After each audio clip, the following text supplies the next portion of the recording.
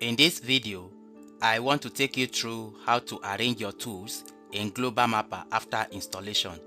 If you just install your Global Mapper, how do you arrange your tools? So for example, I just installed Global Mapper. So let's see how to arrange the tools. I'll click to launch it. Yes, here is the interface of Global Mapper Pro. When you launch it for the first time, most times the tools are not well arranged. They are just arranged haphazardly like this. So for you to arrange it is quite simple, but for beginner it may look intimidating. So for example, once you launch it and it looks like this, you can arrange it. And to arrange it, just click and drag. Click the tool panel and drag.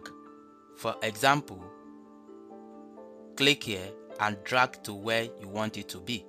If you want it to be here, then this one, if you want it to move to the other side, click and drag like this. It all depends on you, how you want it to be or where you want it to be. Click and drag.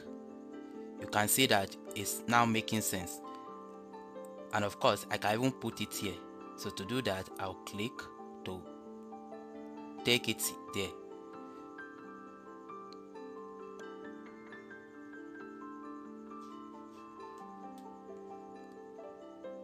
I can bring this one here.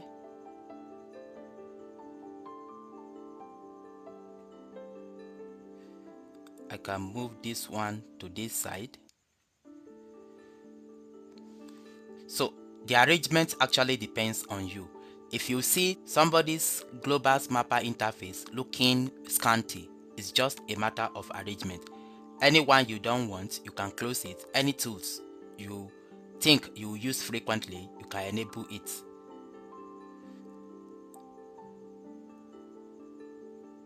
I can move this to here. So you can see the way I arrange it. So for beginners, this is just the simple way to arrange your tools. Thank you for watching.